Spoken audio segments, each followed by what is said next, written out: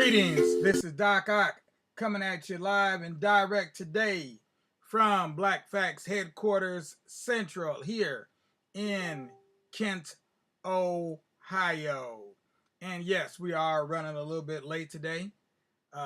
Things got kind of busy, busier than I expected, that's for sure. But that's how it goes. So let's get this show on the road because time is wasted. First and foremost, you know what I need you to do? Give us a like if you're watching on Facebook. Give us a thumbs up if you're watching on YouTube. Spread the word far and wide. Short version. Proverb for the day. Proverb for the day is... Oh, that one's an interesting one, but it sounds so familiar. You know what? I'm going to read this other one. Because a man has injured your goat, do not go out and kill his bull. Okay? Don't give him no bull just because he killed your goat. Or just leave his bull alone, even though he killed your goat. However you want to look at that. And that is a proverb. I bet you that was from Ethiopia. Nope. Kenya. Kenyan proverb. All right, now, we're going to start a new book today, as I promised. And the book we're starting today is entitled Betty Before X. So we're going to delve off into the life of Dr. Betty Shabazz even before she joined the Nation of Islam and met her soon-to-be husband, Malcolm X. So let's go ahead and get into some of her story. And by the way, this story is written by Ilyasah Shabazz, one of Betty and Malcolm's 6 daughters. So let's see what it has to say here. You know what? I'm going to read the what's on the back, because that summarizes the whole book. So I'm going to read what's on the back first, and then we'll get inside the actual book. Right at the top, there's a quote. Freedom is a strong seed. Freedom is a strong seed. In Detroit, in 1945, 11-year-old Betty's house doesn't quite feel like home. She believes her mother loves her, but she can't shake the feeling that her mother doesn't want her. That's an ominous kind of feeling there. Church helps those worries fade, if only for a little while. Speeches from guest activists like Paul Robeson and Thurgood Marshall stir African Americans in Betty's congregation to stand up for their rights, despite widespread racial prejudice. Soon, Betty and her friend Suzetta begin volunteering for the Housewives League, an organization that supports Black-owned businesses. And Betty's confidence blossoms as she sees real change her hard work can create. But when a terrible crime occurs in their community, Betty realizes the right way forward isn't always clear. Before Betty Shabazz met Malcolm X and became a mother, educator, and world-renowned activist, she was simply a girl. In this book, inspired by real life and fictionalized through collaboration with lauded novelist Renee Watson, Ilyasah Shabazz illuminates 4 important years in her mother's childhood. Here is an inspiring portrait of a girl overcoming challenges of self-acceptance and belonging that will resonate with young readers today as they put down their own roots in the fight for equality. Interesting quote. I don't know. That must come from inside the book. That must be, it's probably the preface, but I'm not sure who wrote the preface. So let's go ahead and get into the book. I don't have all the graphics I need for this book at the time. I thought I was going to have more time earlier today to work on that, but I did not. So we're just going to go with the one graphic image for tonight. So that's not going to change. So if you're watching on, if you're on Facebook and listening, don't worry about not seeing graphics because there's not a whole lot to see tonight. And if you're on YouTube, don't worry that you don't see it changing because I ain't changing it. How about that? All right, prologue. I was just a, now this is in all caps, by the way.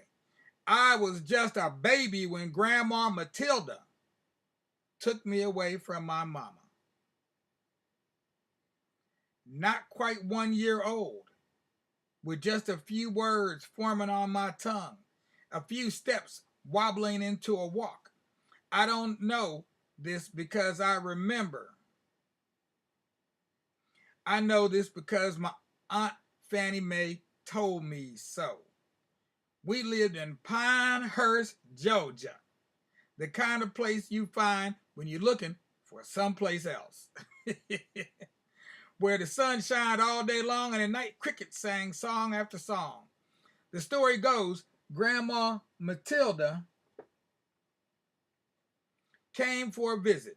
When she picked me up and held me in her arms, taking a good look at me like grandmas do, she found a bruise on my neck. Oh, sookie now. She asked my mama, what happened to this child? And my mother said, I don't know.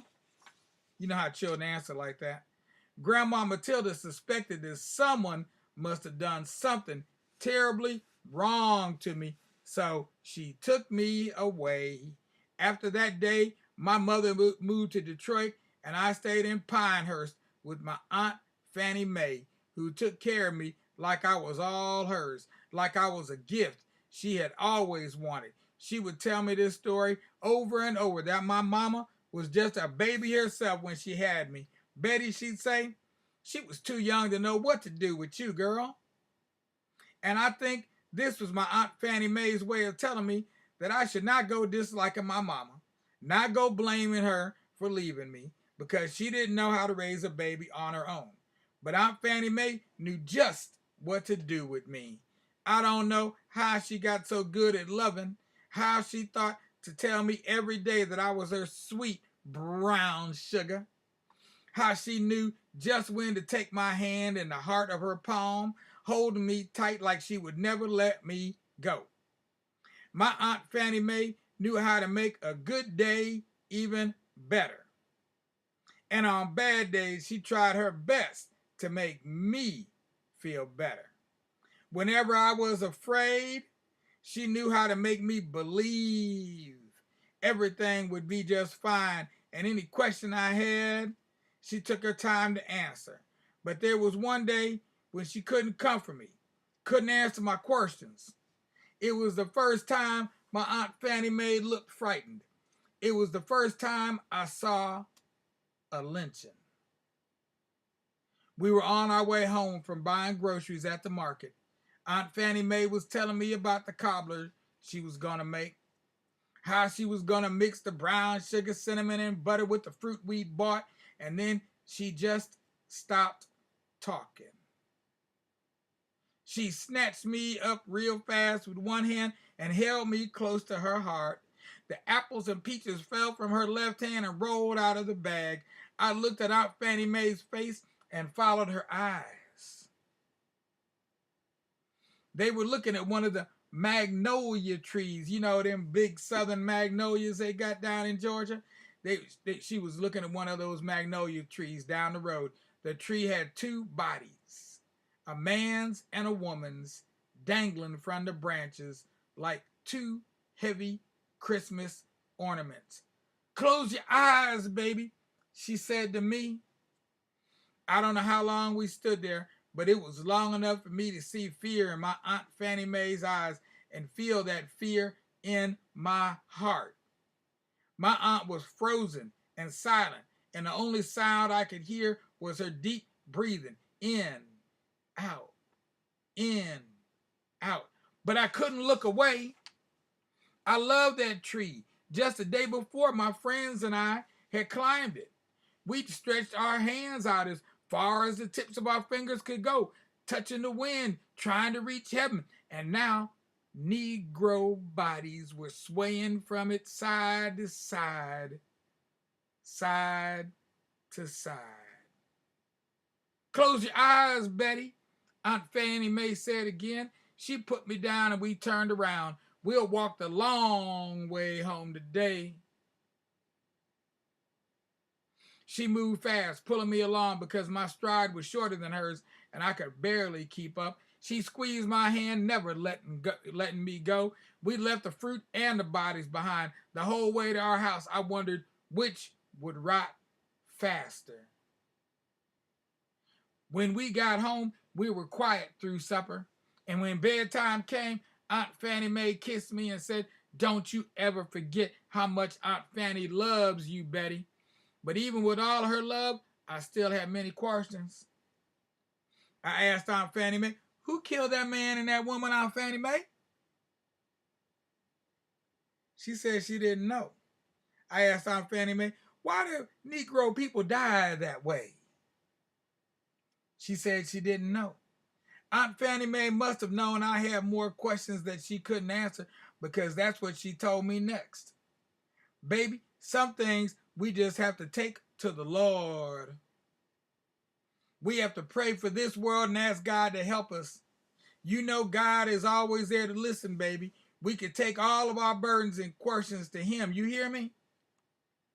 So after each day settled into the black sky, my questions rose like the moon, hovering over me all night long till I fell asleep. Most nights I asked the same questions over and over.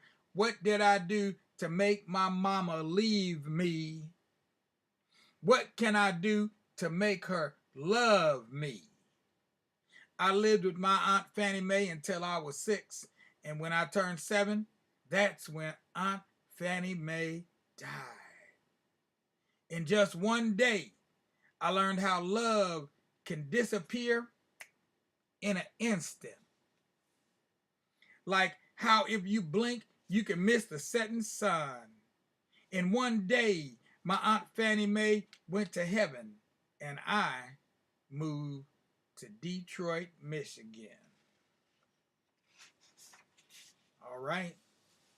So we're up to the point now. It says Detroit, Michigan, 1945. And there's a quote here on the page. "You can't sing about love unless you know about it." And that's a quote from Billy Eckstine, no less than Billy Eckstine. So we're going to just break off right there, because I think that's a good place to break off at. And we'll pick this up again tomorrow. We're going to keep reading this book at least through the end of the month. We might read it a little while longer. Maybe. Maybe not. I hadn't decided yet. We shall see. But it's starting off to be a pretty exciting book. Getting right into the action. That's for sure. So I hope the book meets with your satisfaction as we check out this action. A historical novel about Betty Shabazz, otherwise known as Sister Betty, otherwise known as Betty X, otherwise known as Dr. Betty Shabazz, otherwise known as the widow of Malcolm X, who we'll be reading about again on the morrow. We'll come black at noon and continue reading from the autobiography of Malcolm X, because we are celebrating Malcolm X's 96th birthday this month. May 19th was his 96th birthday, and so we're celebrating that all the month of May. Next month we'll be celebrating Emperor Haile Selassie. Now, I know your women out there are going to think, "Oh, he only going to talk about the men and he ain't going to talk about no women." No, I done already talked about some women, and I'm getting more materials in to talk about more women, because in my mind, it's not about the men or the women. It's about balance. And that's what I try to establish here in Black Facts Land. We try to establish some balance and tell both sides, all sides of the story, from that of the men, the women, and the children, right? So make sure to go ahead and give us a like if you're watching on Facebook. If you're watching on YouTube, make sure to give us a thumbs up and subscribe to the Tubular Black Facts channel. So you'll be notified as soon as we come on air. Sometimes it takes us a little bit longer than others, but we do come on twice a day, every day. This is Doc Ock at noon and 9. So that's our usual time to come on, 9 p.m. and 12 p.m. So that's noon and 9. Doc Ock at noon and 9. Please don't forget, we are looking for more sustaining members. We need your assistance in keeping this vibration continuing on into the future. And the best way one of the best ways you can help us do that is by going ahead and making a pledge to give $5 a month for 12 months. It's easy to do. You can do it on your cell phone. You can do it on your computer. You can do it at Facebook. You can do it on YouTube. You can go to our website. I just gave you 4 or 5 different places you can go to and find links where you can go ahead and become a sustaining member of the Black Facts family. So we appreciate your support. If you have any problems or questions about how to become a sustaining member, send me a message. You can message me through Messenger, through my personal page. You can message me through Facebook, not Facebook, through any one of my live streams, or on Facebook or on YouTube. Okay, so you got a number of ways to contact me. So we're going to go ahead and do our extra and be black tomorrow at high noon. So make sure to show up then, because we're going all through the autobiography of Malcolm X, which, by the way, I just realized half of this book is all about before he was with the Nation of Islam. So a lot of this really gets into black culture at that particular point in time, particularly urban culture. All right, peace out. Without a doubt, I'm going ahead on and into our extra.